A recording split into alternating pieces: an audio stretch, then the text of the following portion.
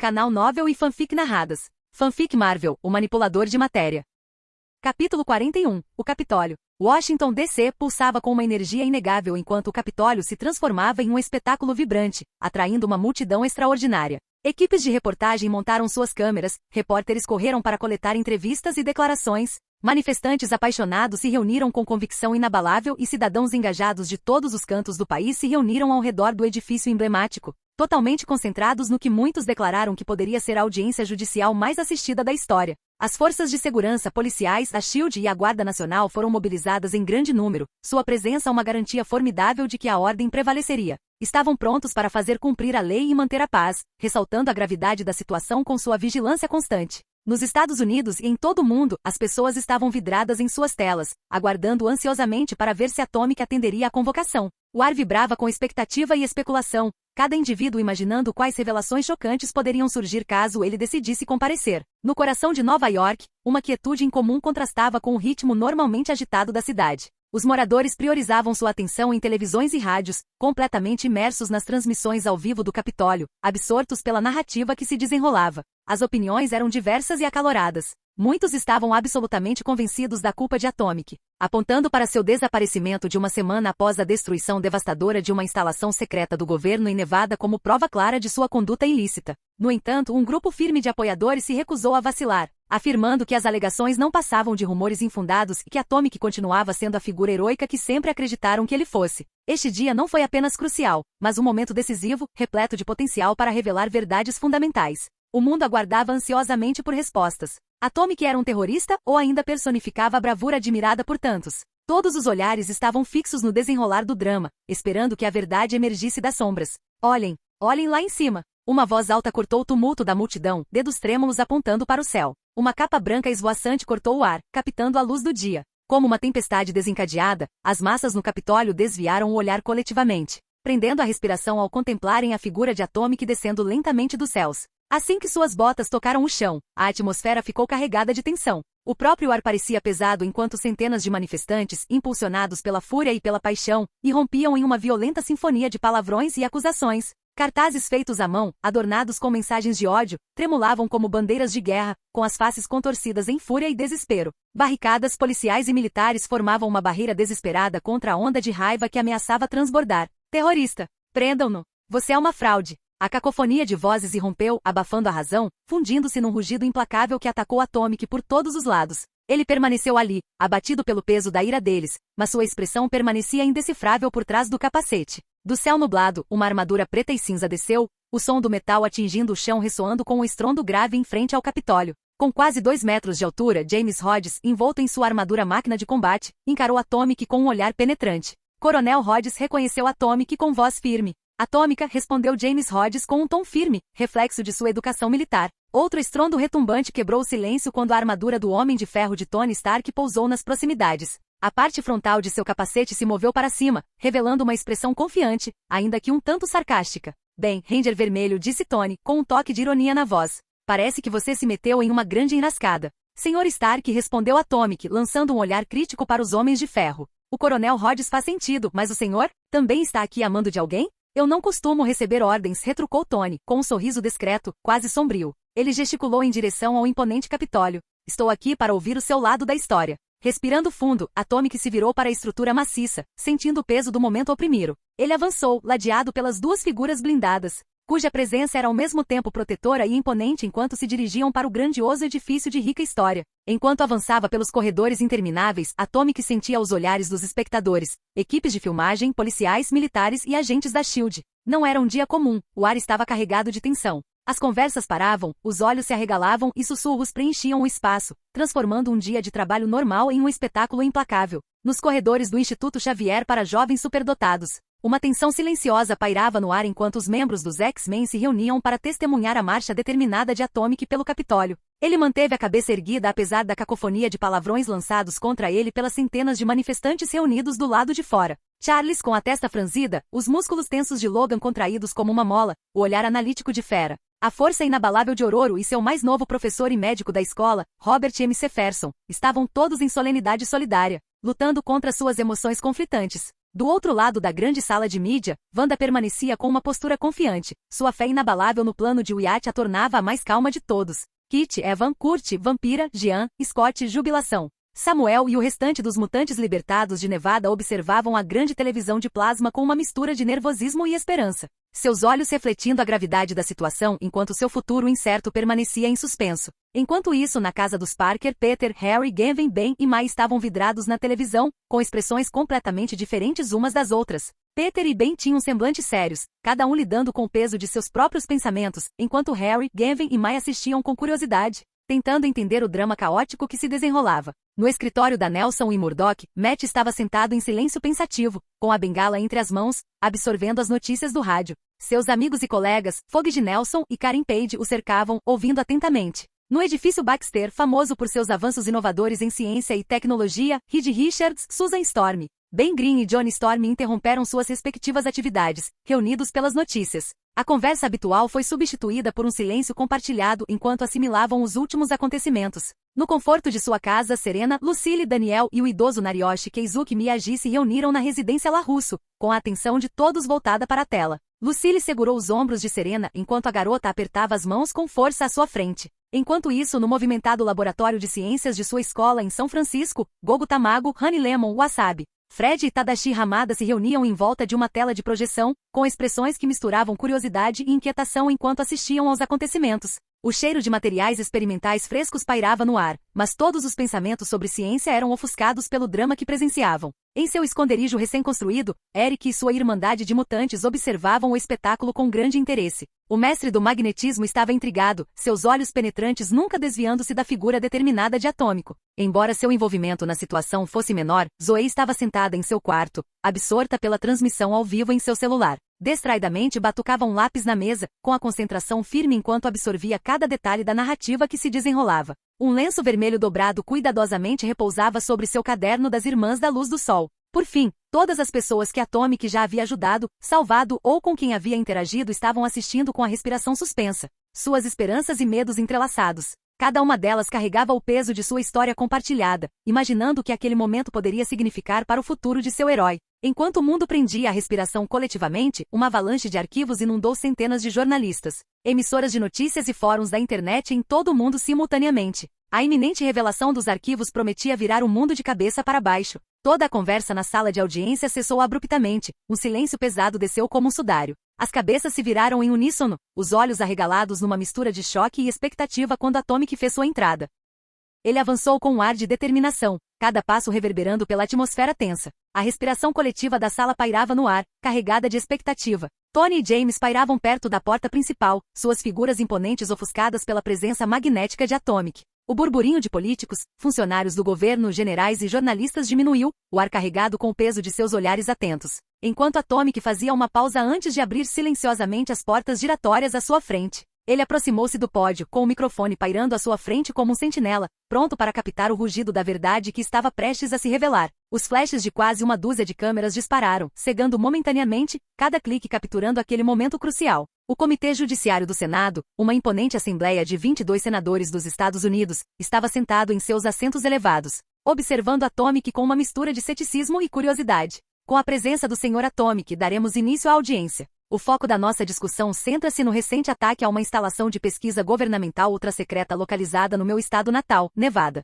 Esta instalação tem se dedicado ao importante trabalho de pesquisa e desenvolvimento de curas para inúmeras doenças que afetam a humanidade há séculos. Notavelmente, as equipes de dezenas de cientistas e pesquisadores brilhantes e dedicados estavam há poucas semanas de finalizar e disponibilizar essas descobertas ao público, declarou o senador Francis Finn, representando o estado de Nevada, em tom ponderado e sereno. As provas contra o senhor são substanciais, Sr. Atomic. O senhor está sendo justamente acusado de terrorismo devido ao ataque que o senhor e seus comparsas perpetraram contra a referida instalação de pesquisa, resultando na destruição de milhões e milhões de dólares e na morte trágica de mais de uma dúzia de funcionários. Em um mundo justo, o senhor já estaria algemado, enfrentando prisão perpétua por seus crimes hediondos. Contudo, operamos dentro do Estado de Direito. Portanto, o senhor terá a oportunidade de apresentar sua defesa e ser ouvido, afirmou o senador Finn. Atomic acenou com a cabeça e aproximou-se do microfone. Obrigado, senador. O senhor ajudou ou não na destruição da instalação governamental ultrassecreta de Nevada, que poderia ter evitado a morte de milhares e milhares de pessoas em 18 de junho?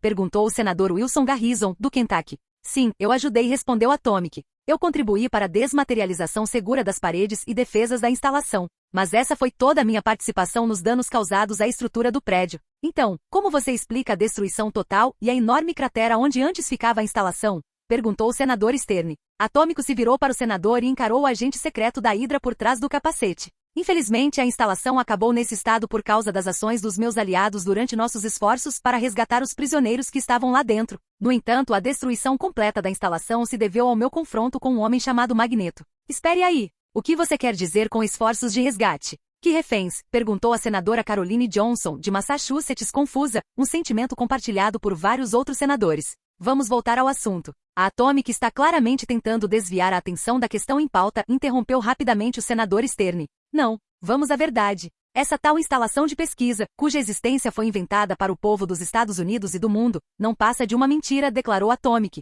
com as mãos firmemente apoiadas no pódio. Na realidade, essa instalação foi criada unicamente para aprisionar pessoas inocentes, submetendo-as a uma crueldade flagrante, simplesmente por terem despertado o gene X. Além disso, essa instalação, supervisionada pelo senador Finn e pelo general Grelar, e operada pela Divisão de Resposta Mutante do governo, conduziu experimentos desumanos em seus prisioneiros. Não posso falar pelos meus aliados da época, mas os motivos por trás das minhas ações são inequívocos. Recuso-me a ficar de braços cruzados enquanto atos tão hediondos são cometidos contra pessoas inocentes. As palavras impactantes de Atomic reverberaram pela sala, provocando uma onda de conversas e flashes de câmeras enquanto todos reagiam às suas afirmações ousadas. Todos os olhares se voltaram rapidamente para o general Grelar e o senador Finn, o que fez com que ambos parecessem nervosos antes de encararem Atomic, com o suor escorrendo de suas testas. Os presentes na sala observavam incrédulos, debatendo-se com a perturbadora possibilidade de que as acusações de Atomic pudessem ter algum fundamento. Os senadores reunidos pareciam perplexos e incrédulos com o que Atomic havia dito.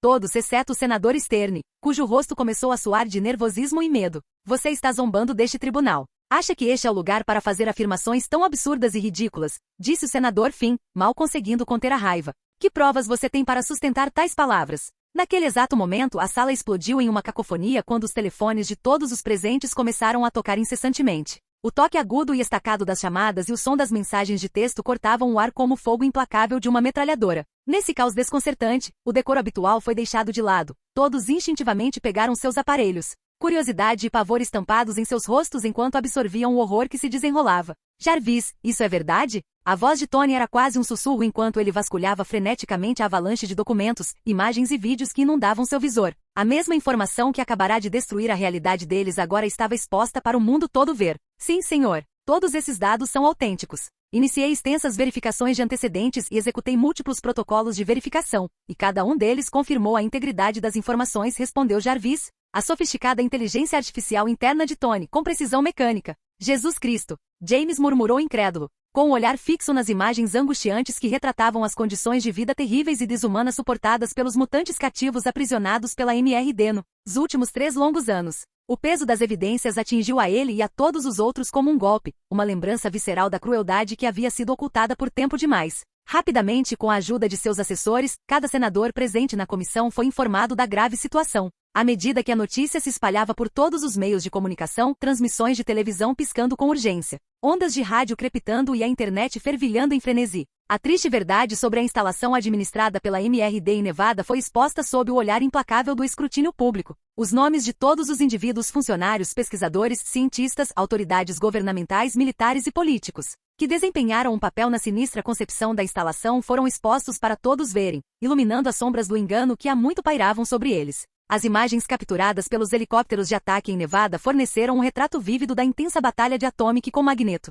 destacando o caos e a destruição que se seguiram. Os telespectadores puderam acompanhar um relato emocionante das tentativas ousadas do herói de resgatar os pilotos em meio ao caos. Além disso, entrevistas com membros da equipe de Hughes ofereceram informações valiosas, esclarecendo as razões subjacentes à devastação total que reduziu as instalações a nada além de escombros. Além dessas entrevistas, foram divulgados depoimentos gravados de funcionários da instituição, tomados pela culpa, nos quais eles relataram a verdade sobre o que realmente aconteceu dentro dos muros da MRD, o tratamento horrível e desumano que os mutantes que ali foram levados receberam. Outro detalhe importante que veio à tona foi a completa ausência das supostas baixas resultantes da destruição devastadora das instalações. Os números divulgados de feridos e mortos que circularam na mídia, referentes ao suposto ataque da Atomic, não passavam de invenções orquestradas pelo governo em um esforço calculado para retratar a Atomic como uma organização terrorista ameaçadora. Aqueles que morreram no ataque foram vítimas de conflitos internos, fato comprovado por um legista altamente respeitado que realizou a autópsia nos corpos. Tudo mentira? Por quê? Por que não nos contaram a verdade? Como puderam fazer uma coisa dessas? Como é que nós, enquanto pessoas, ainda conseguimos chegar a tal ponto? Pensei que tivéssemos evoluído como sociedade. Atomic não é um terrorista. Ele agiu como qualquer pessoa com coração e consciência agiria em uma situação tão trágica. Fomos enganados pelo nosso próprio governo. Que mudança chocante! Passamos de lutar contra os nazistas a nos tornarmos eles mesmos. É absolutamente desprezível. Esses sentimentos ecoaram por todo o país, em pouco tempo pelo mundo, inundando as plataformas de mídia social com uma torrente de indignação e fúria à medida que as verdades horríveis sobre o tratamento brutal dos mutantes vieram à tona. Basta! Parem com essa loucura! Trovejou o senador Stern, sua voz ecoando como um grito de guerra enquanto se levantava bruscamente, batendo com a palma da mão na mesa com um estalo retumbante. Sua fúria vinha do fato de seu próprio nome estar estampado em todos os documentos e formulários que ele havia assinado. E agora todos esses formulários estavam expostos para o mundo todo ver. Os olhos do senador Stern ardiam com uma mistura volátil de medo e fúria, uma tempestade se formando dentro dele enquanto encarava Atomic, o inegavelmente responsável por revelar essa verdade explosiva. Seu desgraçado! Como você conseguiu todas essas informações? Daquela mesma instalação em Nevada e dos arquivos confidenciais que você e seus colegas pensavam estar enterrados sob o Pentágono, senador, respondeu Atomic, com um tom gélido e inflexível. Ele se virou deliberadamente para as câmeras na sala, o silêncio amplificando o peso de suas palavras. O que vocês veem agora é o resultado do medo humano, o medo que distorceu nosso julgamento e paralisou nossa humanidade. Em vez de estender a mão para compreender e apoiar aqueles que despertaram o Gene X, escolhemos demonizá-los. Assistir enquanto são arrancados de seus lares e famílias. Mas deixe-me ser bem claro, eles não são os monstros que pintamos. São como qualquer outra pessoa. Sim, podem despertar habilidades extraordinárias e suas aparências podem desafiar as normas, mas, em sua essência, não são menos humanos do que você ou eu. Um fato que convenientemente enterramos sob uma montanha de ignorância e medo desde o trágico acidente em que uma criança, Sasha Conner, perdeu o controle de suas habilidades por não ter recebido a ajuda necessária. O rosto do senador Stern se contorceu de fúria com as palavras de Atomic. Acidente trágico? Não houve nada de trágico no que aquele monstrinho fez naquele dia. Mutantes são uma ameaça à humanidade. Às vidas americanas. Se você acredita no contrário, você vive em um mundo de sonhos. Sua voz se elevou rouca e alta, carregando o ar de tensão enquanto ele cuspia sua convicção e raiva na esperança de retomar o controle da narrativa. A sala estava carregada de expectativa enquanto os olhares se voltavam para Atomic, ansiosos por sua resposta. A atmosfera estava carregada de tensão, e os telespectadores que acompanhavam pela televisão, rádio e plataformas online prendiam a respiração em expectativa. Após um momento de reflexão, Atomic deu um passo à frente. Ele sabia o que tinha que dizer. Bom, os sonhos nos salvam. Os sonhos nos elevam e nos transformam. E pela minha alma, eu juro, até que meu sonho de um mundo onde dignidade, honra e justiça se tornem a realidade que todos compartilhamos, eu nunca pararei de lutar. Nunca, disse Atomic enquanto se virava para as câmeras. Esta é a minha mensagem para o mundo, que saibam que lutarei por aqueles que não podem lutar por si mesmos. Não importa quem sejam ou onde estejam. Essa é a minha promessa para todos vocês. Feita sua mensagem, Atomic voltou-se para o painel. Vocês têm mais alguma pergunta? O silêncio tomou conta da sala, e suas expressões eram uma mistura de reflexão sombria e profundo descontentamento. Não, Sr. Atomic, não. O senhor está liberado. Este painel não encontrou nenhuma irregularidade de sua parte, disse a senadora Johnson após trocar olhares com os demais membros do painel. Atomic assentiu com a cabeça antes de se virar e sair da sala. A pesada porta se fechou atrás dele, abafando a atmosfera tensa no interior. Poucos instantes depois, uma dúzia de agentes da SHIELD irrompeu na sala, seus uniformes impecáveis e imponentes. Moveram-se com precisão militar, avançando com determinação em direção ao general Grelar, à senadora Finn e ao senador Stern, com expressões sérias enquanto avaliavam a situação. O ar estava carregado de urgência enquanto os agentes se preparavam para o confronto. O que é isso? Me soltem, exigiu o senador Stern enquanto os agentes da SHIELD o algemavam. Enquanto isso, o general Grelar aceitou seu destino com um olhar resignado. O senador Finn também demonstrou uma aceitação semelhante enquanto os agentes o algemavam. Receio que não. Com passos largos e confiantes, Maria Hill entrou na sala e exibiu sua identificação. Senador Stern, senador Finn, general Grelar, vocês três estão presos por seus crimes contra a humanidade, levem-nos daqui. Ela disse enquanto os agentes da SHIELD arrastavam Stern, Finn e Grelar para fora da sala. Eles eram apenas os primeiros a serem presos na longa lista de culpados pelo que havia ocorrido em Nevada. Já do lado de fora, Atomic parou um instante para absorver a cena à sua frente, seu olhar percorrendo a multidão de pessoas reunidas no Capitólio. A atmosfera estava carregada com uma mistura eletrizante de emoções, enquanto ele observava os cartazes feitos por manifestantes, espalhados desordenadamente pelo chão. com mensagens que criticavam ou buscavam desacreditar suas ações. Eles tremulavam na brisa leve como lembranças esquecidas de um sentimento dividido. Um silêncio pesado envolveu a multidão, o peso de suas emoções palpável no ar, até que uma alma corajosa quebrou o silêncio com uma salva de palmas entusiasmada. Aquele gesto solitário reverberou pela assembleia, desencadeando uma onda de aplausos e vivas que percorreu a multidão como uma maré poderosa, ecoando nas fachadas de mármore dos edifícios históricos que o cercavam. Atomic se manteve imponente em meio ao crescente, parando por um instante para reconhecer a mudança na atmosfera com um leve aceno de cabeça. Sem proferir uma única palavra, ele alçou voo, deixando para trás os aplausos da multidão. Após a histórica audiência no Capitólio, uma onda de indignação tomou conta dos cidadãos nos Estados Unidos e em todo o mundo. A audiência revelou informações chocantes sobre o tratamento dado aos mutantes, inflamando uma fervorosa demanda por justiça e reformas. Diante da crescente pressão de grupos de defesa, organizações de direitos civis e da população em geral, o presidente dos Estados Unidos foi compelido a agir rapidamente, temendo um processo de impeachment. Após a audiência, ele demitiu prontamente seu secretário de imprensa, que estava envolvido no terrível incidente, e alegou desconhecer o ocorrido em Nevada. Fato que foi comprovado por Nick Fury com a ajuda de Alexander Pierce. Em poucos dias, o presidente sancionou uma série de leis inovadoras para proteger os mutantes e garantir seus direitos, uma medida que gerou ondas de mudança em todo o mundo, à medida que outras nações começaram a adotar medidas semelhantes. Embora ainda existisse uma minoria vocal que justificava as atrocidades cometidas anteriormente contra os mutantes em Nevada, seu apoio diminuiu rapidamente. A cada mês que passava, o número de indivíduos que propagavam discursos de ódio diminuía significativamente, em grande parte ofuscado pelo crescente coro de vozes inspiradas pela Operação Atomic. Com a poeira baixando após esse período tumultuoso de transformação, o tecido social havia evoluído. Os mutantes, antes marginalizados e perseguidos, estavam aos poucos se integrando por completo ao cenário cultural e social.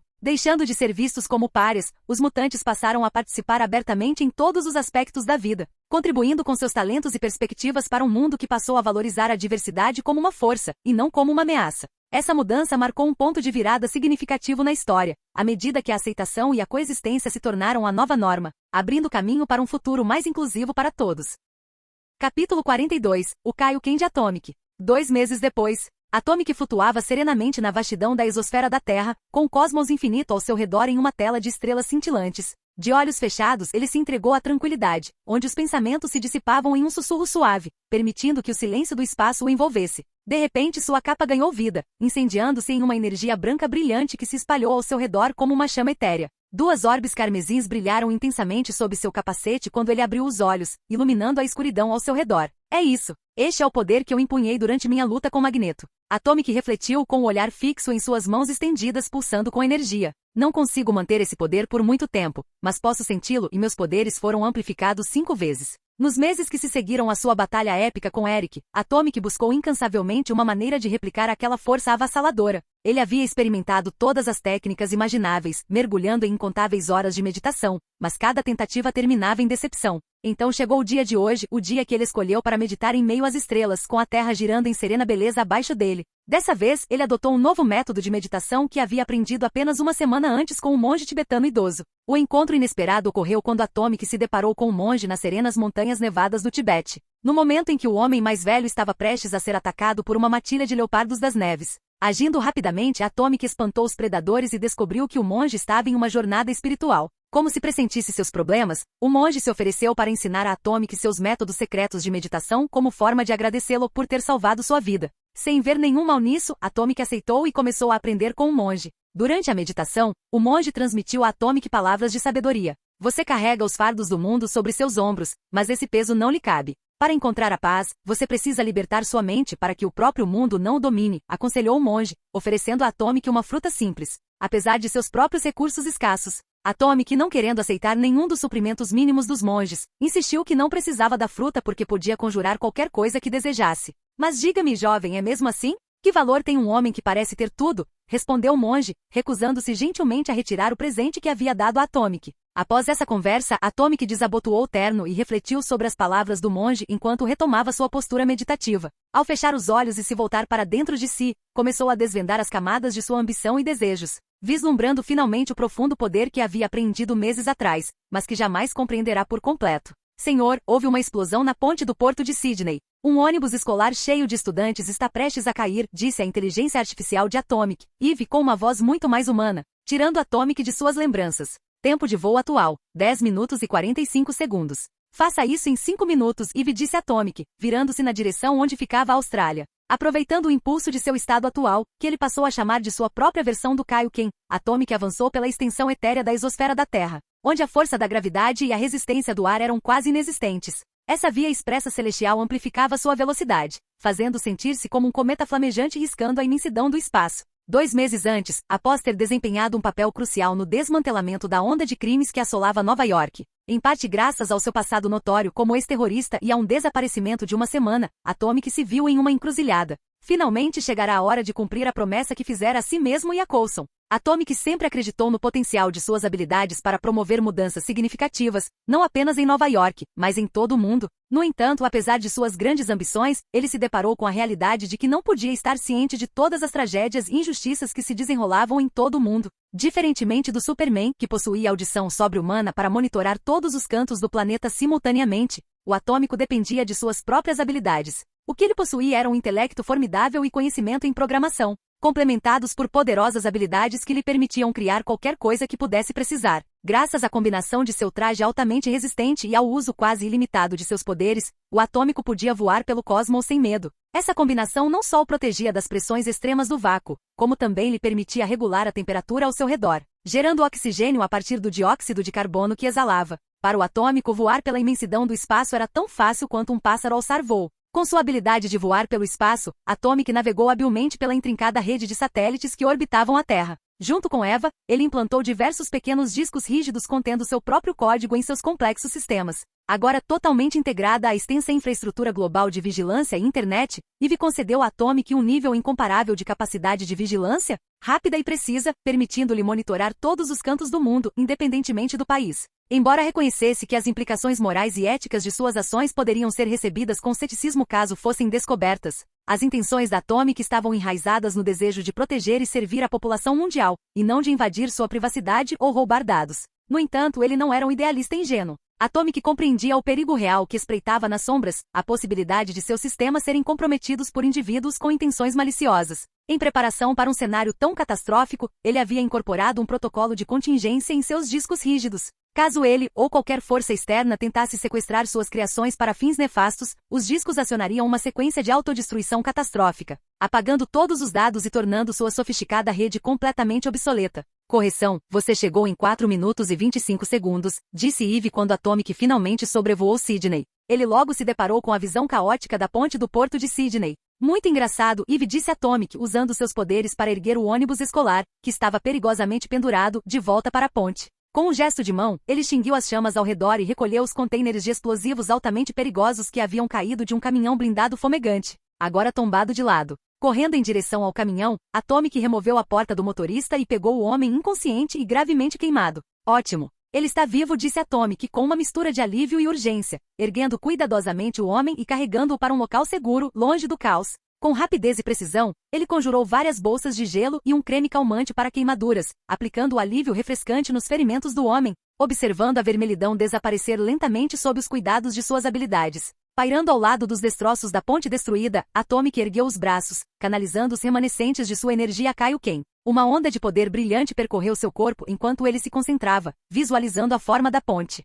Com uma determinação feroz, ele reconstruiu a estrutura despedaçada, entrelaçando aço e concreto até que ela se erguesse ainda mais forte do que antes. Um testemunho de seu poder e habilidade recém-adquiridos. À medida que os últimos ecos de seu Kaioken se dissipavam, um profundo cansaço o invadiu, percorrendo seus membros como uma densa névoa. A força revigorante se dissipou quase instantaneamente, deixando para trás uma fome lancinante que o consumia, uma lembrança dolorosa do preço que seu poder do Kaioken lhe cobrou. Parece que o limite do meu Kaioken é de 7 minutos. Pensamento atômico. Enquanto Atomic subia aos céus, a energia vibrante da multidão abaixo o envolvia. Multidões de espectadores entusiasmados se reuniram na ponte, seus aplausos ressoando como uma onda sonora que o envolvia. Com os rostos radiantes de alegria, eles o observavam maravilhados enquanto ele sobrevoava o local. Aterrissando na ponte com um baque suave, Atomic imediatamente começou a trabalhar, seus instintos o guiando em direção aos feridos no caos que se seguiu à explosão. Ele avaliava as necessidades deles com precisão e concentração, oferecendo conforto e primeiros socorros aos feridos. Suas mãos moviam-se com destreza, aplicando bandagens e proferindo palavras reconfortantes, garantindo que cada pessoa se sentisse acolhida em seu momento de angústia. Quando os paramédicos e a polícia finalmente chegaram, com as luzes vermelhas piscando e as sirenes tocando, Atomic os informou sobre a condição de cada pessoa que havia atendido, sua voz firme e calma em meio à urgência. Ele sabia que seu papel era crucial, e mesmo com o caos ao seu redor, permaneceu um farol de esperança para aqueles que precisavam de ajuda. As queimaduras dele são bastante graves. Ele só não está gritando desesperadamente porque está inconsciente, pensou David Arnold, paramédico há 4 anos, enquanto examinava o homem queimado que dirigia o veículo blindado instável. Você pode administrar um sedativo para mantê-lo dormindo até que ele chegue ao hospital? Perguntou Atomic, ajoelhando-se ao lado de David. Isso fez com que o homem se assustasse com a proximidade do super-herói mundialmente famoso. Infelizmente, nossos suprimentos estão acabando, e eu não tenho nenhum sedativo à mão, disse David. Mas piscou surpreso quando Atomic estendeu a mão e instantaneamente criou um pequeno estojo cheio de lorazepam, midazolam e diazepam. Ah, deixa pra lá. Agindo com a rapidez e precisão de um profissional médico experiente, David injetou um sedativo na vítima inconsciente das queimaduras. Atomic ajudou David a colocar o homem na ambulância e em seguida apertou a mão de David. Bom trabalho, senhor, disse Atomic. Oh, David. Meu nome é David. É um prazer conhecê-lo, David. Certifique-se de levá-lo ao hospital rapidamente, disse Atomic. Ah, certo. David assentiu rapidamente e entrou em sua caminhonete. Enquanto dirigia, mal podia esperar para contar aos filhos como havia conhecido um super-herói da vida real. Com sua missão concluída, Atomic fez uma rápida saudação ao povo da Austrália. Sua silhueta brevemente emoldurada contra o céu azul antes de retornar às profundezas da órbita. Mais tarde naquele dia, os noticiários de todo o país estariam repletos de entusiasmo, divulgando histórias sobre seu feito notável e a conversa emocionante que ele teve com David, um paramédico australiano dedicado. Esse incidente seria mais uma joia brilhante em sua crescente coleção de atos heróicos e resgates ousados. Senhor, parece que o Demolidor lhe enviou uma mensagem, anunciou Eve com a voz calma porém urgente. Demolidor, tem uma pista sobre Reznov. Preciso que você volte para a cidade. Os olhos de Atomic se estreitaram com determinação enquanto ele alterava instantaneamente sua trajetória. Com um movimento rápido do pulso, propulsores elegantes e asas a jato reluzentes emergiram de seu traje agora mais volumoso, prontos para liberar seu poder. Quanto tempo até que eu consiga alcançá-lo? Perguntou Atomic com urgência na voz. Na velocidade em que você está, chegará a Nova York em 4 horas. Não é suficiente, murmurou Atomic, reunindo todas as suas forças. Ignorando o esforço intenso que percorria seus músculos, Atomic impulsionou-se para frente, sua velocidade rompendo a barreira do som ao ultrapassar Mach 4. Capítulo 43. Os sentimentos de uma garota. Kitty Pryde passeava pelos amplos dormitórios que o iate havia criado usando seus poderes após resgatar os mutantes da instalação em Nevada apenas 2 meses antes. O ar frio de novembro a fez apertar ainda mais o cachecol vermelho em volta do pescoço. Com seu design moderno e elegante, os dormitórios acomodaram perfeitamente as mudanças fisiológicas únicas pelas quais alguns dos novos alunos passaram. Foi realmente inspirador pensar no esforço intenso que o iate dedicou a este projeto. Ele levou 3 dias de construção incansável para concluir um projeto que normalmente levaria meses para ser finalizado por uma equipe de operários. A imagem de Wyatt à mesa de jantar todos os dias, enchendo seu prato com prato após prato de comida enquanto seus amigos o observavam com uma mistura de espanto e leve horror, ainda a fazia rir. Mas esse humor logo se dissipou quando ela se lembrou de como, após sua reunião particular com seus professores no 3º dia, Wyatt saiu da mansão quase imediatamente, mal conseguindo trocar mais do que algumas palavras com ela ou qualquer outra pessoa. Infelizmente havia uma pessoa com quem ele havia passado muito tempo antes de partir. Wyatt conversava com ela por várias horas todos os dias antes de finalmente partir.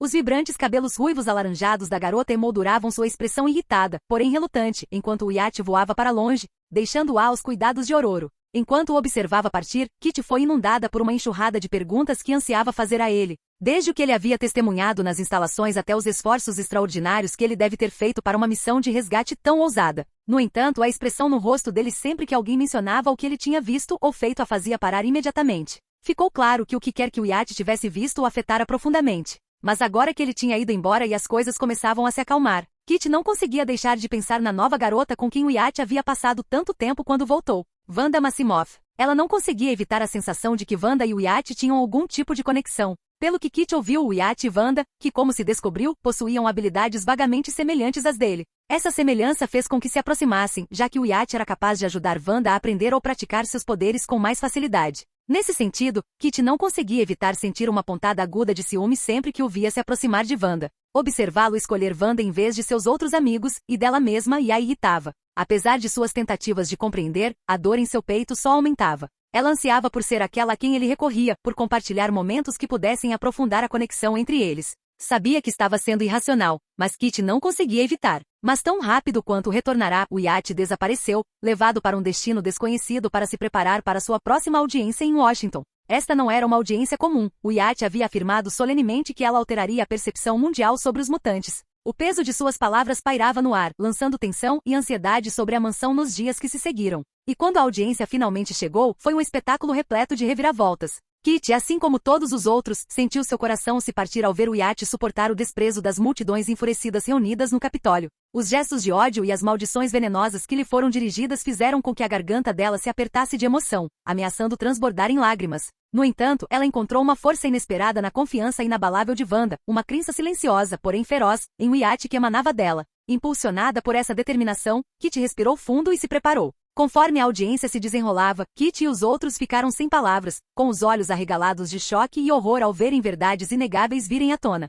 Todos os meios de comunicação analisaram fervorosamente as horríveis atrocidades cometidas pelo MRD, e foi naquele momento de desespero que Kitty sentiu o ardor das lágrimas escorrendo por suas bochechas. Mas sua tristeza foi passageira, rapidamente substituída por admiração ao ver o iate de pé, imponente em seu terno vermelho e branco, emanando uma presença inabalável. Ele fez um dos discursos mais impactantes que ela já ouvirá. Kitty sabia que guardaria suas palavras em seu coração para sempre. Ao término da audiência, o mundo parecia dramaticamente transformado. Uma onda de compaixão surgiu, como se uma consciência coletiva tivesse despertado de seu sono. De repente, todos os grupos de direitos civis, organizações humanitárias e até mesmo autoridades locais se mobilizaram com fervor para estender as mãos em solidariedade aos mutantes. O ar vibrava com uma sensação de esperança e possibilidade, uma mudança revigorante que prometia a libertação do medo para pessoas como ela. Em resposta a esse novo impulso, Charles Xavier e os demais mentores entraram em ação. Eles estavam longe de serem observadores passivos, em vez disso, aproveitaram esse momento crucial, canalizando a energia do movimento para promover sua causa com notável rapidez e eficácia. Era hora de capitalizar a oportunidade que o iate lhes deu.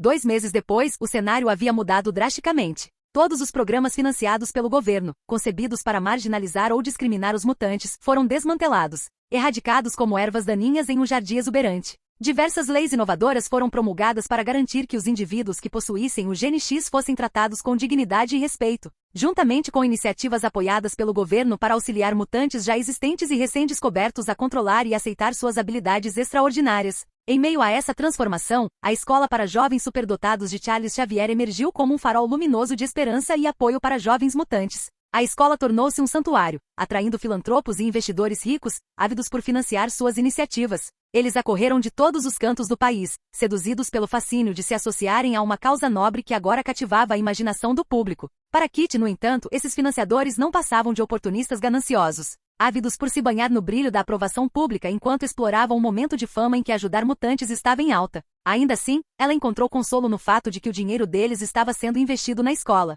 fornecendo recursos para ela e para os demais novos alunos que chegavam em grande número. Ela não podia deixar de apreciar os benefícios, independentemente de suas motivações. Apesar da avalanche de mudanças que os envolveu, Kitty e seus colegas sentiram uma imensa gratidão pela pessoa que havia desencadeado essa transformação notável. O iate havia se tornado símbolo de esperança e inspiração deles, a pessoa cuja coragem abrirá caminho para um futuro mais brilhante. Até mesmo Scott, que antes se irritava só de ouvir o nome de iate, agora o olhava com admiração e respeito. Apesar da mudança vibrante em direção a um futuro mais brilhante e esperançoso, Kitty se viu lutando contra um sentimento de decepção. Desde a audiência de iate, ele nunca mais procurou ela, ou qualquer outro amigo simplesmente para desfrutar da alegria de passar um tempo juntos ou aproveitar momentos descontraídos como faziam antigamente.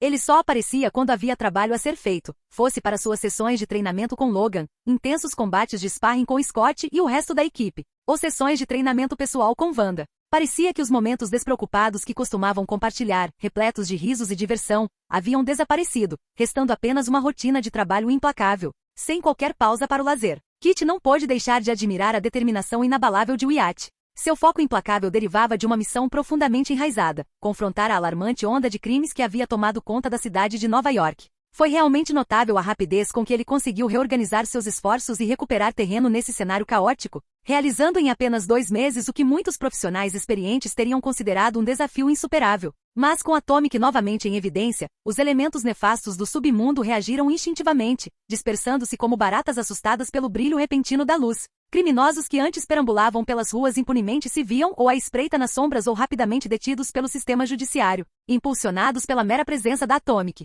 Seu reaparecimento em cena o transformou em um símbolo de segurança e proteção, incutindo um forte sentimento de medo entre os criminosos. A mera ideia de encontrar Atomic tornou-se um poderoso fator de dissuasão, sinalizando aos criminosos que seus dias de infringir a lei ou causar terror estavam contados. Nessa atmosfera revitalizada, a esperança reacendeu para os cidadãos de Nova York, que começavam a retomar o controle de suas ruas, libertando-as das garras do medo. Com a estabilização e a consequente queda dos índices de criminalidade em Nova York, Kitty se agarrou a uma recha de esperança de que o iate arranjasse um tempo para visitá-la. Mas, para seu desespero, essa esperança logo se dissipou. O iate, ou Atomic como era conhecido mundialmente, havia começado a expandir seu alcance heróico muito além dos limites familiares da cidade de Nova York. Com a capacidade de planar pelos céus, ele percorreu o globo, saltando de uma crise urgente para outra, respondendo incansavelmente ao chamado por ajuda onde quer que fosse necessário. Suas notáveis realizações abrangeram uma ampla gama de intervenções heroicas e esforços humanitários, desde impedir um poderoso tsunami que ameaçava desencadear sua força destrutiva sobre as vulneráveis comunidades costeiras do Japão, até intervir habilmente em uma situação precária para evitar um deslizamento de terra gigantesco que poderia ter obliterado um pitoresco resort na encosta de uma montanha. No Canadá, suas ações foram verdadeiramente extraordinárias. Além disso, ele desempenhou um papel crucial na construção de poços de água vitais nas regiões áridas e ensolaradas da África, levando água essencial à vida para comunidades que há muito sofriam com a seca e a escassez. Seus esforços também se estenderam à China, onde ele heroicamente resgatou uma cidade da iminência de um desastre, enquanto uma enchente devastadora se aproximava, demonstrando seu compromisso inabalável em proteger vidas e promover a resiliência diante de calamidades naturais. Cada uma dessas façanhas não apenas demonstrou suas habilidades excepcionais, mas também destacou sua profunda compaixão por aqueles que precisam. No entanto, enquanto Kitty o observava correr de um lado para o outro, seu orgulho e admiração por seu altruísmo entravam em conflito com uma crescente preocupação. Ela temia que sua busca incessante por heroísmo pudesse levá-lo à beira da exaustão. O peso do mundo parecia repousar sobre seus ombros, e ela não conseguia se livrar da preocupação de que, em seu fervor para salvar os outros, ele pudesse acabar se perdendo no processo. Por que essa cara triste? Kitty piscou e se virou para Rogue, que lhe lançava um leve sorriso cúmplice. Você está pensando nele, não é? Perguntou Rogue, fazendo um gesto para que Kitty se sentasse com ela no gazebo recém-construído com vista para o pátio aberto da mansão, onde vários alunos jogavam futebol enquanto corriam sobre as folhas coloridas caídas. Não, estou pensando em outras coisas. Realmente. Será que sou mesmo tão fácil de decifrar? Kitty suspirou enquanto se sentava. Garota, você é como um livro aberto. Na aula, ou durante o treino, você sempre tem a mesma expressão no rosto, disse Rogue, recostando-se enquanto seus cabelos na altura dos ombros roçavam seu pescoço. Ah, Kitty corou de vergonha. Eu só sinto falta dele, sabe? A gente costumava vê-lo a cada 2 semanas, e agora ele quase não aparece, a não ser quando treina com o Logan ou argue com a Wanda. É bem, ele se tornou um grande super-herói agora. Você não consegue ligar a televisão sem ouvir falar de como o incrível Atômico salvou alguém em perigo ou como ele ajudou a reconstruir um hospital em ruínas na França. O iate está muito ocupado. Não faz muito tempo que ele era apenas um cara comum lutando para aprender a voar. Agora ele é uma espécie de farol de esperança para o mundo todo. Pelo menos é o que as notícias estão dizendo sobre ele, disse Vampira com um sorriso alegre. É incrível como as coisas mudaram. É, loucura, murmurou Kitty. Percebendo que Kitty ainda estava triste, Rogue se aproximou e passou um braço em volta do ombro dela. Só entre nós, você só gosta do iate, ou você o ama? Provocou Rogue. O rosto de Kitty ficou vermelho como um tomate enquanto ela tentava se afastar, mas a mão enluvada de Rogue a manteve no lugar. Do que você está falando? De mim? De amar o iate? De jeito nenhum. Somos amigos, só amigos. Rogue murmurou pensativa e recuou. Claro, claro. Então você não se importaria se, digamos, Wanda o capturasse para si mesma? Ela olhou para o campo de treinamento distante, onde Wanda praticava seus poderes para levitar uma grande pedra sob a supervisão de Ororo. De jeito nenhum, gritou Kitty pulando de pé e atraindo olhares curiosos de quem estava na piscina. Percebendo seu acesso de raiva, ela tossiu na mão e olhou com os olhos semicerrados para Rogue, que ria baixinho. Quer dizer, eu não acho que a Wanda goste dele desse jeito. Ela só está aprendendo com ele. Eles são só amigos. É, se você diz, respondeu Vampira, esticando os braços acima da cabeça. A propósito, ouvi algo que acho que você vai gostar. O quê? Perguntou Kitty, sentando-se novamente. Ouvi de uma fonte bastante confiável que o professor está planejando um grande baile de inverno daqui a um mês para comemorar todas as novas leis que foram assinadas. Sugiro que você convide o Chapeuzinho Vermelho antes que outra pessoa o faça, disse a Vampira com um sorriso travesso enquanto se levantava. Aproximando-se de Kitty, Vampira colocou a mão em seu ombro. Kitty, um conselho. Não enrole com isso. Não quero que você se arrependa depois. Confie em mim. Ela disse suavemente enquanto olhava para Scott e Jean, que caminhavam de mãos dadas ao longo da linha das árvores ao longe. Kitty permaneceu em silêncio enquanto observava Rogue voltar para a mansão. Ela soltou um longo suspiro e pegou seu celular Stark. Abrindo o aplicativo de fotos, ela deslizou o dedo pelas imagens até parar em uma foto de grupo. Seu olhar se deteve na imagem dela, o iate, Evan e Rogue, que ria de Kurt enquanto ele fugia de um Scott furioso, com chantilly escorrendo pelo rosto. Um sorriso suave surgiu nos lábios de Kitty enquanto ela admirava a expressão alegre de Wyatt. Ai meu Deus, como eu amo! Kitty sussurrou enquanto acariciava o rosto com as mãos. Reznov Antonov franziu profundamente a testa ao observar um homem após o outro sendo derrubado pelo homem destemido no centro do caos. Os ecos de grunhidos e os baques surdos de corpos caindo no chão preenchiam o ar ao seu redor. Com um suspiro pesado, ele levou a mão ao aço frio da pistola que carregava na cintura, o peso dela um conforto familiar, e começou a caminhar resolutamente em direção à confusão que se desenrolava. Vestido com seu impressionante traje vermelho e preto, o Demolidor movia-se com uma graça fluida. Seus bastões de adamantium cortando o ar ao atingirem os membros da gangue russa que avançavam e os ninjas altamente treinados do tentáculo. Cada golpe era uma dança calculada de poder e precisão, mas a cada instante, a fadiga se insinuava em seus músculos. Um lembrete da batalha implacável que se arrastava 20 minutos exaustivos. O antigo armazém ao redor deles havia se tornado um sombrio campo de batalha? Seu chão de concreto coberto pelos corpos inertes dos capangas da rede russa de tráfico humano e pelos ninjas esquivos que se aliaram ao notório sindicato do crime. Nas semanas que se seguiram à rotulação de Atomic como terrorista e ao seu misterioso desaparecimento, os russos aproveitaram a oportunidade para recuperar o domínio perdido.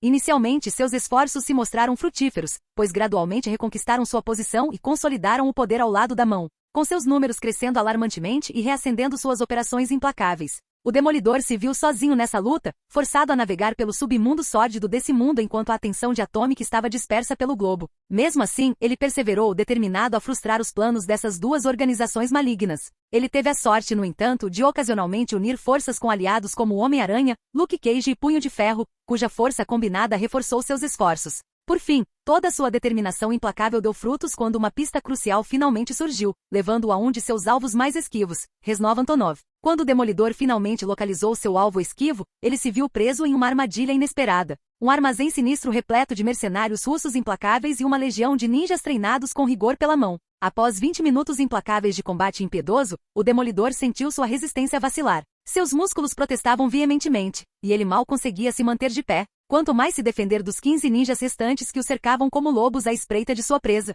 Mesmo assim, cerrou os dentes, reunindo toda a força de vontade que jazia em seu interior. Um a um, impulsionado por pura perseverança, ele derrotou cada ninja, seus punhos desferindo uma série de golpes, cada um deles lhe custando caro. Finalmente o cansaço venceu e ele caiu de joelhos, ofegando desesperadamente enquanto desabava sobre as mãos, a respiração irregular e pesada. Com uma calma arrepiante, Reznov avançou.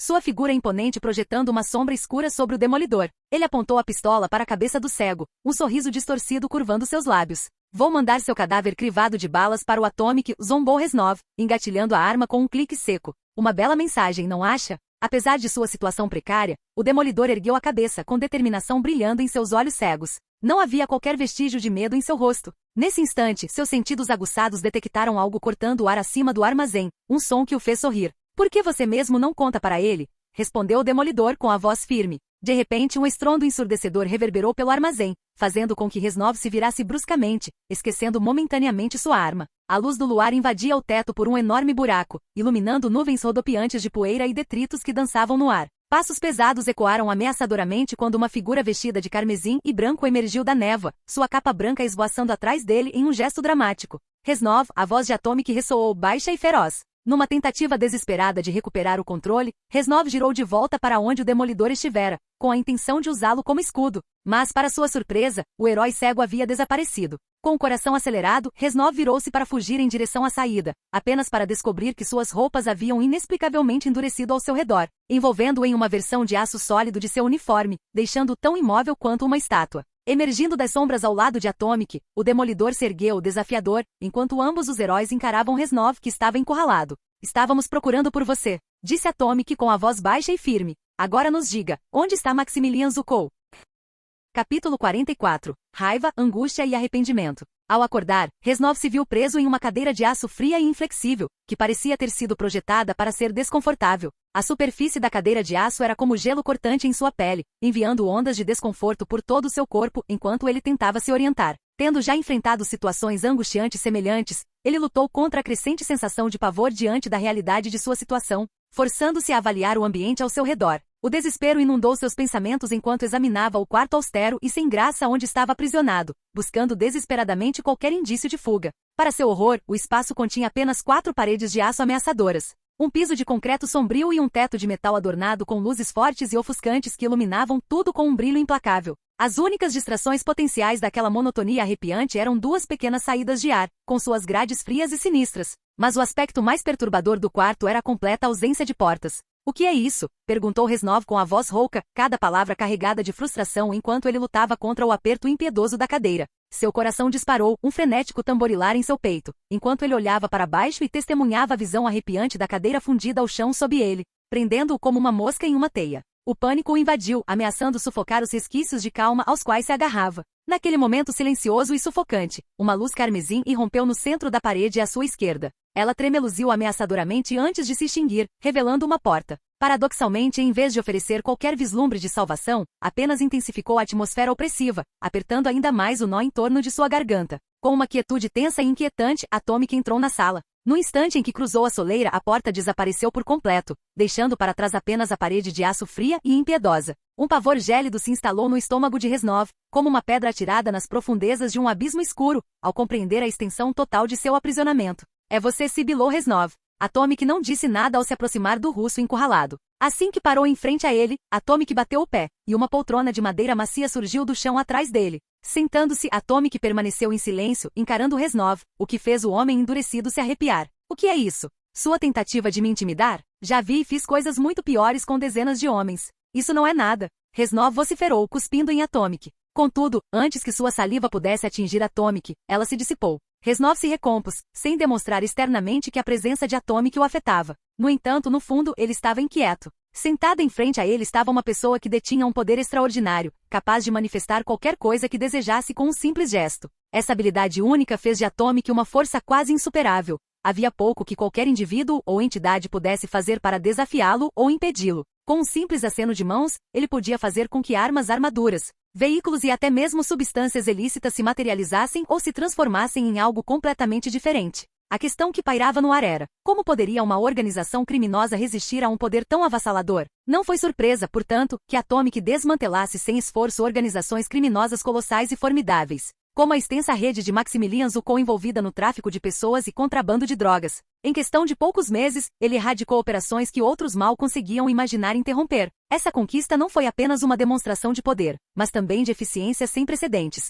Mesmo agências de elite de aplicação da lei, como o FBI, a CIA e a SHIELD, dotadas de vastos recursos e ampla autoridade, precisariam de anos, se não décadas, para alcançar o mesmo resultado. Consequentemente, qualquer criminoso que desejasse expandir sua presença vivia em constante temor da mera existência de Atomic. O simples sussurro de seu nome infundia terror nos corações daqueles que operavam nas sombras, fazendo-os correr para se esconder. Diante de suas habilidades, a fuga parecia um esforço inútil, a captura era praticamente certa e a evasão, um resultado ainda mais improvável. Aos olhos do submundo do crime, Atomic emergiu como uma força da natureza formidável, um arauto da justiça cujas ações eram rápidas e implacáveis. Sua figura era sinônimo de perigo iminente e da necessidade urgente de ocultação. No entanto, em meio a esse medo generalizado, um fato singular trouxe um vislumbre de consolo àqueles envolvidos em atividades ilegais. A bomba atômica não matou. Esse estranho código moral proporcionava uma estranha sensação de segurança, uma garantia distorcida de que, embora ele pudesse desmantelar as operações deles e levá-los à polícia, havia um limite que ele optava por não ultrapassar.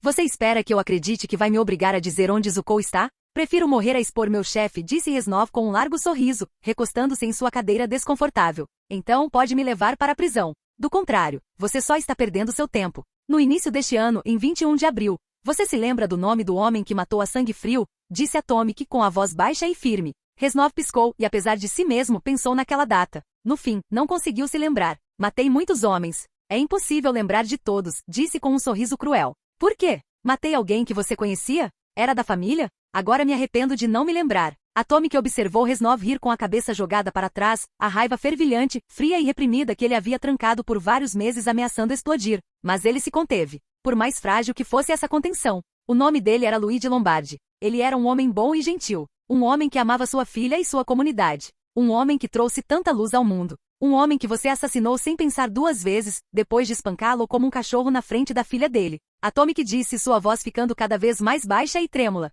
Foi ele quem você matou. Os olhos de Reznov se arregalaram, e a lembrança de Luigi se colocando à frente de seus homens para proteger sua filha ressurgiu. Um suspiro de compreensão escapou-lhe dos lábios. Mas não foi por ele ter se arrependido repentinamente do que tinha feito. Não, ele se lembrou agora por causa de quão hilária era a lembrança. Assim, Reznov começou a rir. Uma gargalhada tão alta e descontrolada que dava a impressão de ter acabado de ouvir a piada mais hilária de todos os tempos, contada por um mestre da comédia. Atomic recostou-se na cadeira com uma expressão de total confusão enquanto ouvia Reznov rir. É por causa dele que você está tão chateado? Um gordo que fazia pizzas? Nossa, não acredito que foi por isso que você fez tudo isso. A risada de Reznov começou a se transformar em risinhos abafados. Eu pensei que talvez tivesse matado seu pai ou algo assim, mas jamais imaginei que fosse aquele chorão idiota, disse Reznov com um sorriso cruel, inclinando-se para a frente.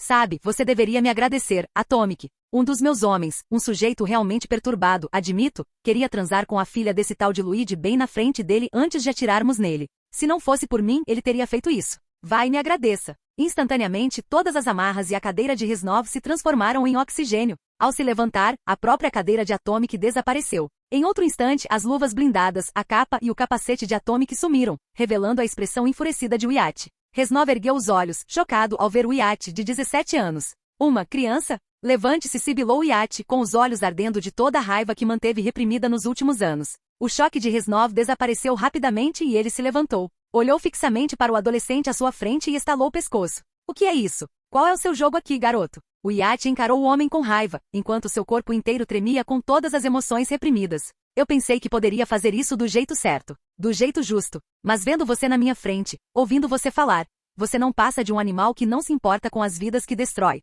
Reznov piscou para Wyatt antes de uma risadinha escapar de seus lábios. Você quer me derrotar como um homem? Você poderia usar seus poderes para me destruir em segundos. Por que fazer isso? Não há porquê. Tudo que eu quero agora é te machucar, aqui e agora. Não há nada além de mim e você. Sem poderes. Sem armas. Apenas meus punhos, disse Wyatt enquanto se aproximava de Reznov, trocando de roupa e vestindo roupas do dia a dia. Pensando que aquela era sua chance de reverter a situação, Reznov deu uma risadinha e correu em direção ao Wyatt com os punhos cerrados.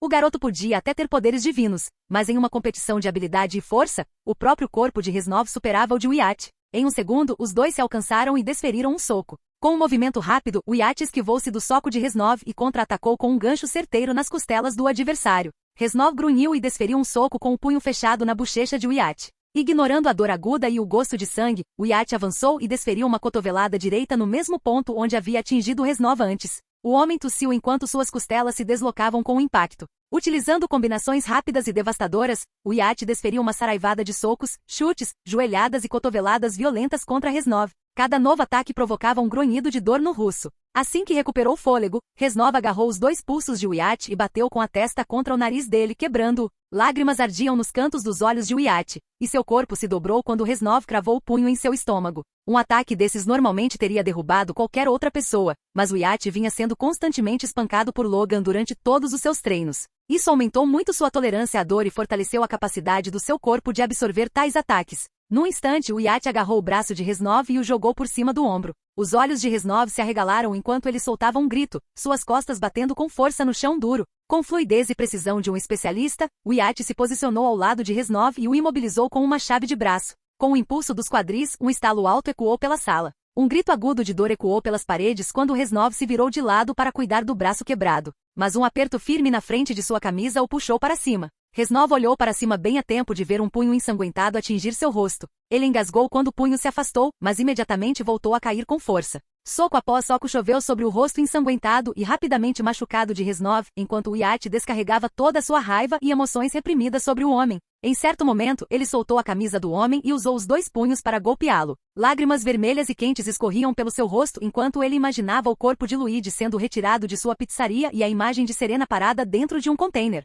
Isso é por Luigi. Isso é por Serena. Isso é por todas as vidas que você arruinou. Wyatt rugiu enquanto ondas de dor percorriam seus punhos a cada novo soco que desferia no rosto de Reznov. Os nós dos dedos de Wyatt estavam dilacerados e machucados enquanto ele continuava seu ataque implacável. À medida que sua respiração se tornava incontrolável, a resistência de Wyatt se esgotou rapidamente, deixando-o ofegante enquanto se ajoelhava sobre o estômago de Reznov. Suas mãos e rosto estavam cobertos de sangue, enquanto o rosto desfigurado de Reznov o encarava. Dentes e sangue estavam espalhados por toda a cabeça do homem, que mal conseguia respirar. Com um rosnado, o iate estendeu a mão para o pescoço do homem e começou a apertar. Enquanto Reznov começava a ofegar e a engasgar, o iate gritou de frustração e puxou as mãos bruscamente. Abaixando-se, o iate puxou Reznov até seu rosto e soltou um grito arrepiante, repleto de toda a sua raiva, angústia e arrependimento. Eu quero te matar. Deus sabe que quero. Mas se eu fizer isso, não serei melhor do que você, disse o iate, não para Reznov, mas para si mesmo. Você não tem o direito de mudar quem eu sou. Quem eu quero ser. Eu não posso. Eu não vou deixar isso acontecer.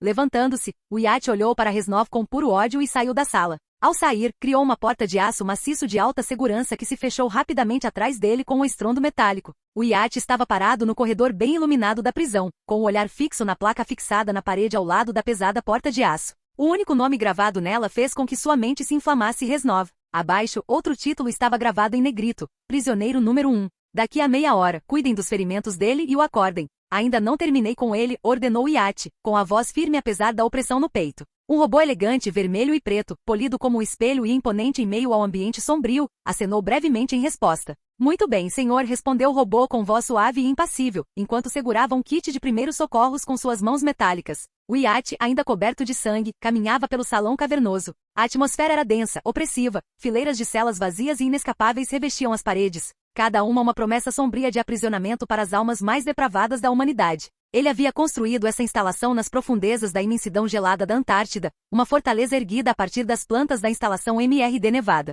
Foi uma empreitada colossal, impulsionada por um senso de urgência e um pesado fardo de responsabilidade moral. Essa prisão foi a solução que ele encontrou, uma fortaleza para aqueles que ele considerava perigosos demais para serem deixados à mercê de um sistema judiciário falho. Mais de uma dúzia de sentinelas robóticas como a que está posicionada do lado de fora da cela de Reznov foram programadas não apenas para guardar, mas também para atender aos futuros detentos. Essa prisão se tornará a resposta de Wyatt para um dilema que o atormentava, sua recusa em tirar uma vida humana, por mais justificado que o ato pudesse parecer. Ele estava determinado a não se tornar um justiceiro que recorria à força letal, pois não queria cometer o próprio ato que buscava evitar. Ele rejeitou a filosofia de heróis como Batman, que depositavam sua fé em um sistema falho que repetidamente permitia que os piores criminosos escapassem impunes, seja por meio de manobras legais astutas, seja por meio da impunidade. Wyatt compreendia a gravidade da situação. Ele tinha plena consciência de quão facilmente esses monstros poderiam retornar para causar estragos em vidas inocentes. Apesar das consequências morais ou externas de sua decisão, Wyatt estava determinado a fazer o que fosse necessário.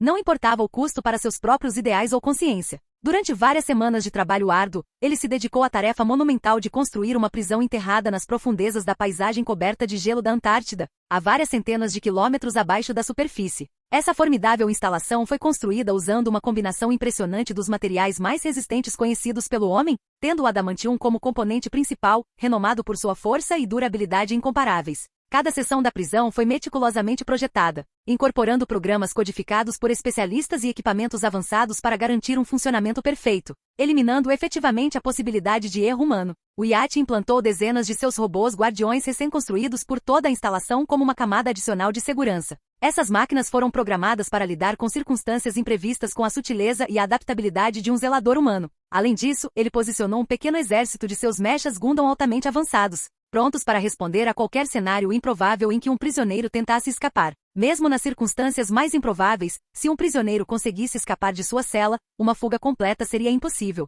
Se os prisioneiros conseguissem, de alguma forma, derrotar os mechas Gundam, teriam então que enfrentar as várias camadas espessas de aço maciço e adamantium, além de centenas de quilômetros de gelo compactado que os separavam da liberdade. Dentro da prisão, cada cela lembrava um apartamento minimalista de Nova York, mobiliado apenas com o essencial para a sobrevivência humana. Refeições leves, porém nutritivas, e água fresca eram entregues por meio de um sistema de transporte de última geração, garantindo que os detentos recebessem o que precisavam sem o risco de interação. Cada cela continha uma variedade de livros, jogos de raciocínio e uma pequena televisão protegida por vidro reforçado para evitar possíveis atos de vandalismo ou tentativas de desativá-la. A televisão, no entanto, oferecia pouca variedade, transmitia apenas 2 canais, um com uma interminável programação de reprises de Vila Sésamo, e o outro dedicado à transmissão de filmes clássicos da Hallmark. A prisão que Wyatt havia meticulosamente projetado, apropriadamente chamada de Fortaleza da Solidão, era um testemunho de sua visão. Uma fortaleza de segurança incomparável, à prova de fugas e extraordinariamente eficiente. Ao chegar à sala de controle central da prisão, Wyatt encarou fixamente a grande tela do monitor que exibia um vídeo de Reznov inconsciente.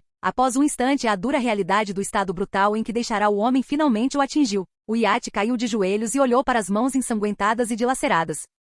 Cerrando-as em punhos, desabou para frente, pressionando a testa contra o chão de ferro frio. Droga! O iate sibilou enquanto lágrimas começavam a escorrer pelo seu rosto.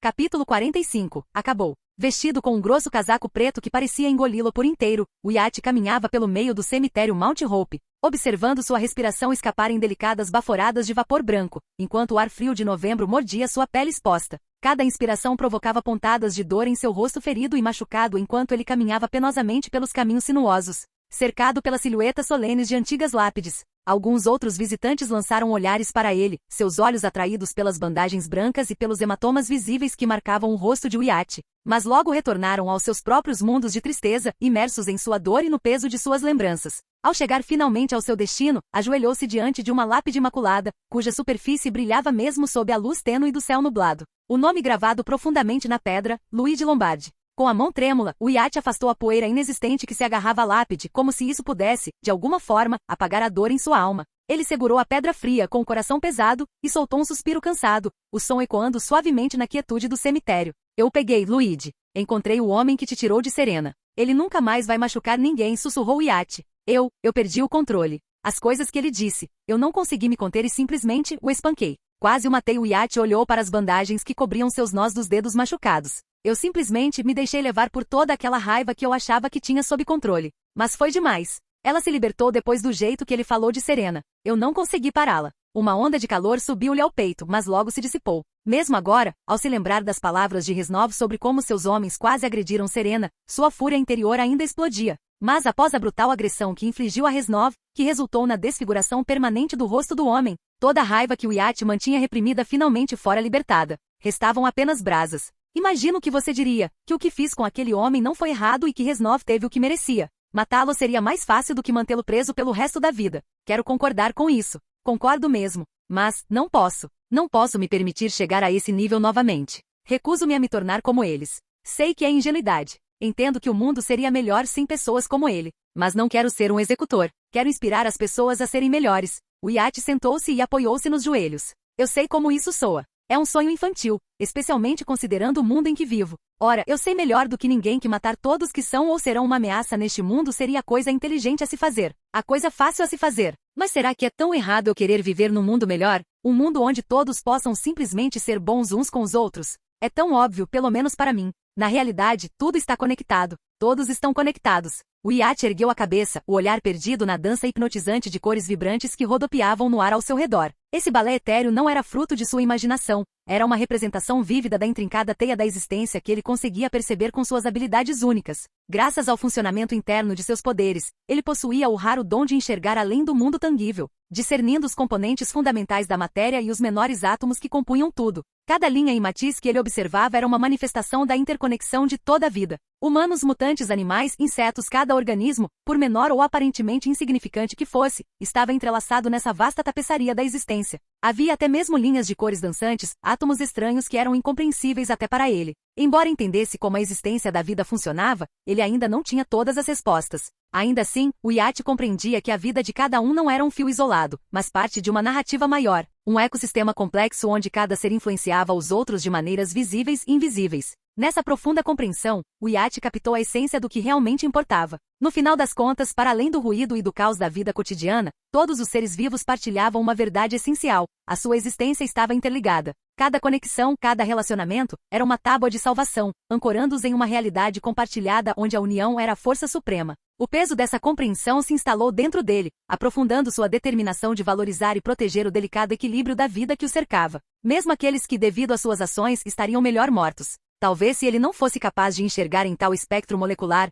Wyatt não seria tão avesso a matar. Ele não se oporia tanto a fazer o que fosse necessário, a fazer o que fosse fácil, mas ele não conseguiu. Toda forma de vida tinha um potencial infinito para o bem, mas também para o mal. Não cabia a ele decidir se eles viviam ou morriam, porque se ele algum dia cruzasse essa linha, ele duvidava que conseguiria voltar. Duvidava que ainda pudesse ser a mesma pessoa. Duvidava que ainda pudesse ser bom. Wyatt tinha medo do homem em que poderia se transformar se simplesmente começasse a matar tudo e todos que, em sua opinião, mereciam. E assim, ele se recusou a matar. Não importava o quanto sua vida se tornasse mais fácil se ele simplesmente o fizesse. Essa foi a escolha dele, a decisão dele. No fim, ele escolheria o que faria com sua vida e seu poder. E o que ele decidiu fazer foi ajudar e proteger aqueles que não tinham poder para fazê-lo. Essa foi a escolha certa? Wyatt não sabia. mas ele seguiria por aquele caminho com esperança no futuro. É um sonho antiquado. Eu sei, mas é o meu sonho, disse o iate, levantando-se sem perceber que havia passado 1 hora sentado. Num clarão de luz, um belo buquê de flores surgiu num vaso em frente à lápide. Obrigado por me ouvir, Luigi.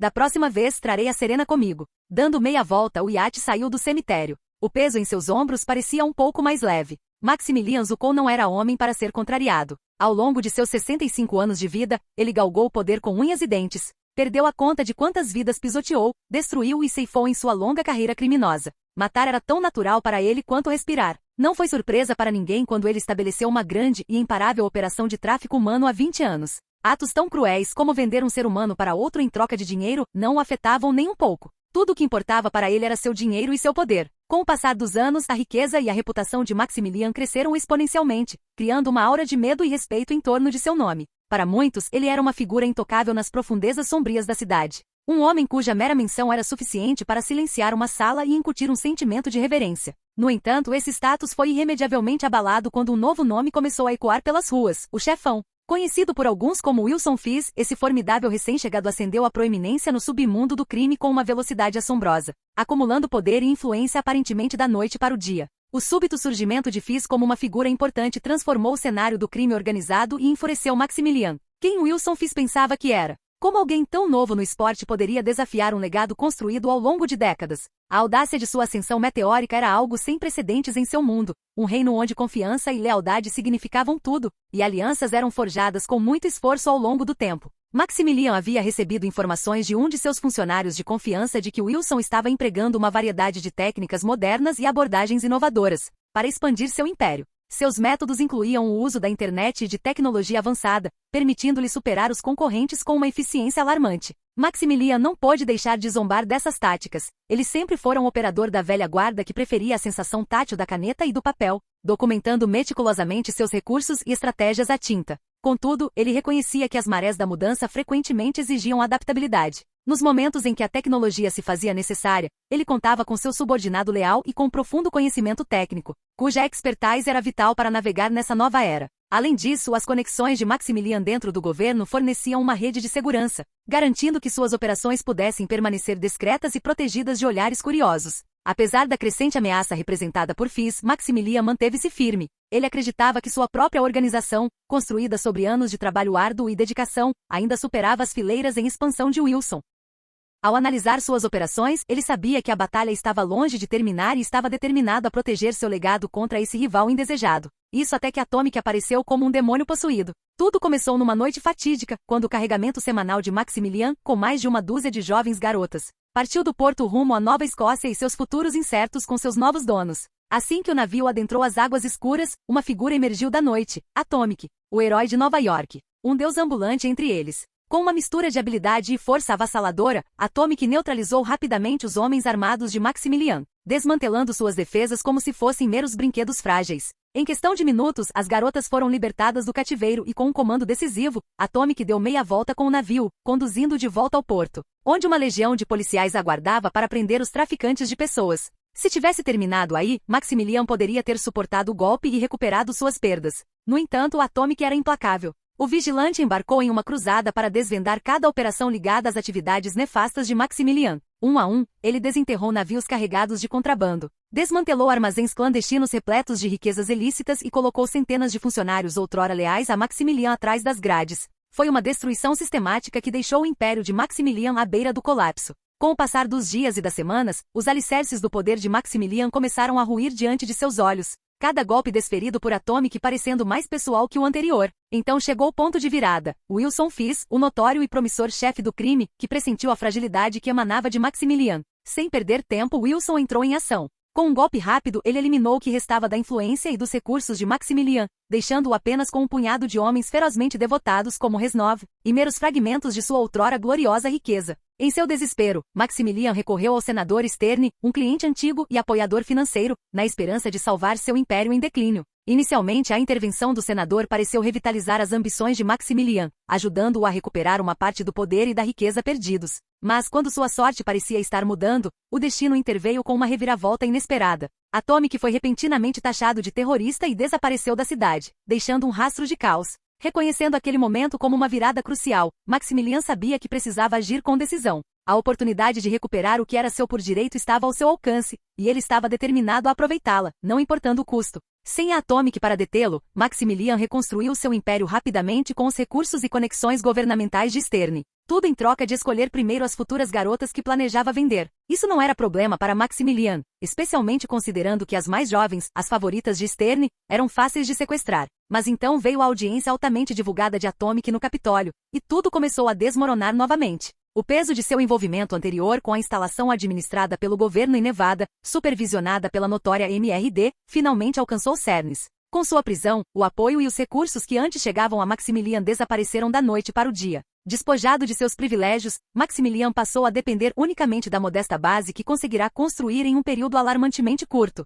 Apesar da atenção excessiva, Atomic retornou à cidade, com seu nome limpo em meio a uma avalanche de cobertura da mídia e apoio público. Com ímpeto imparável, ele desencadeou uma onda implacável de justiça que desmantelou rapidamente os crescentes sindicatos do crime que haviam começado a surgir em sua ausência. Atomic era uma força imparável, seu poder tão avassalador que os chefões do crime tremiam só de pensar em cruzar seu caminho. A maioria preferia evitá-lo completamente, como se fosse uma doença contagiosa. Maximilian, porém, não teve escolha senão resignar-se a essa triste realidade. Engoliria o orgulho e operaria à margem, espreitando nas sombras como um rato correndo em um beco escuro. A mera ideia de sua queda em desgraça acendia uma fúria dentro dele. Era um remédio amargo de engolir, saber que havia chegado a um ponto tão baixo. Ao pousar o copo de vodka com um tilintar que ecoou pelo escritório pouco iluminado, Maximilian parou um instante para absorver o ambiente. O espaço era muito diferente das salas opulentas que outrora ocupará, repletas de mobília luxuosa e do burburinho de negócios de alto risco. Agora, seu escritório parecia apertado e sufocante, um reflexo de seu status diminuído e da intrincada teia de relações de poder que se voltará contra ele.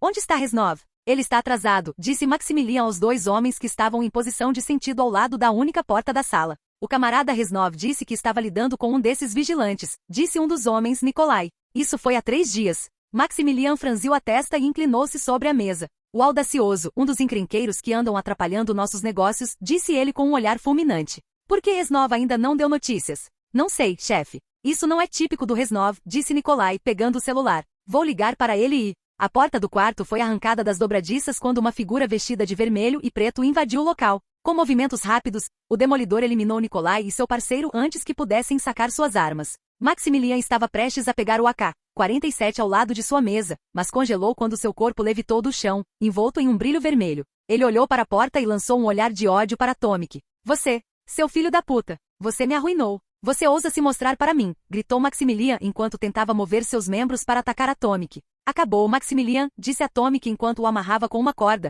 assim como fizera com os dois homens inconscientes no chão. Acabou? Isso está longe de acabar. Acham que vou parar só porque me capturaram? Meu poder e influência podem ter enfraquecido, mas ainda tenho amigos em altos escalões. Maximilian cuspiu as palavras, encarando Atomic e Demolidor com todo o ódio que conseguia reunir. Acham que essas prisões americanas podem me deter? Logo estarei solto e encontrarei cada pessoa de quem vocês gostam. E quando fizer, vou estripá-las e entregar seus cadáveres mutilados a vocês. Farei com que sofram 10 vezes mais pelo que fizeram comigo. Atômico se virou para o Demolidor e o encarou. O homem destemido suspirou e assentiu. Ele não está mentindo. Ele quis dizer cada palavra que disse e afirmou. Então está decidido. Depois de tudo que ele fez, depois de tudo que vimos, a fortaleza é o que ele merece, disse Atomic. Que tipo de bastardos vocês dois são? Maximilian começou, mas suas palavras foram interrompidas quando uma fita adesiva grossa foi colocada em sua boca. Não gosto disso. Se eu permitir que você faça isso, estaremos assumindo os papéis de juiz, júri e executor. Ele merece um julgamento justo pelo povo para ser condenado por seus atos, afirmou o Demolidor enquanto Atômico se movia para trás do computador de Maximilian.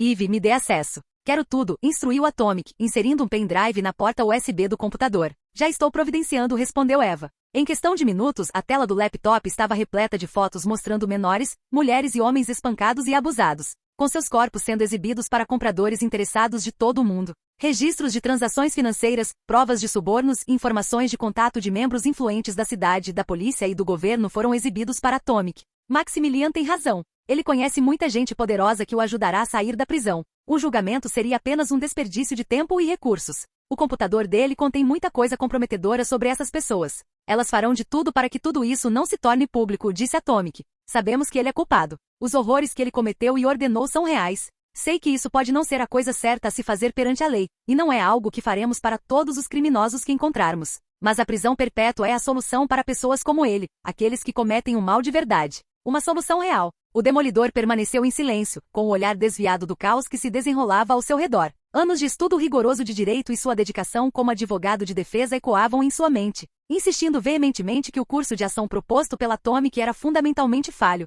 Contudo, no fundo do seu ser, na própria essência que o definia como Demolidor, uma voz silenciosa mas persistente argumentava que talvez a solução de Atomic fosse a única opção viável.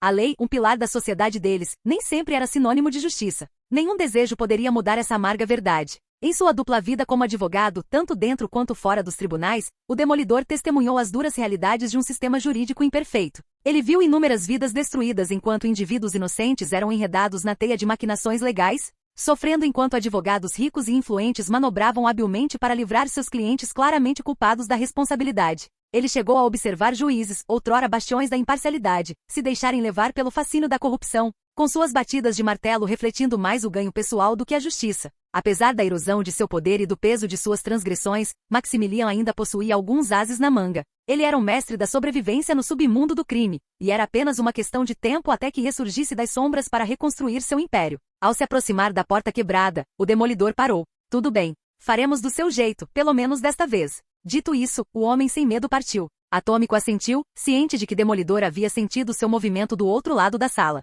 Eve, divulgue tudo isso ao público. Não deixe ninguém envolvido de fora. Pode deixar, respondeu Eve para o horror de Maximilian. Os gritos abafados do homem ecoaram pela sala enquanto Atomic se aproximava. Erguendo Maximilian no ar com seus poderes, Atomic o encarou profundamente nos olhos. Para onde você vai? Ninguém vai te ajudar. Você vai responder por todos os seus crimes e nunca mais verá a luz do dia, assim como Reznov. Os olhos de Maximilian se arregalaram de medo quando Atomic acenou com a mão, criando uma grande abertura na parede. Com outro aceno, ele colocou uma venda nos olhos do velho russo. Com um último grito abafado, Maximilian foi levado pelos céus de Nova York enquanto Atomic o transportava para a Fortaleza da Solidão, onde passaria o resto de sua vida.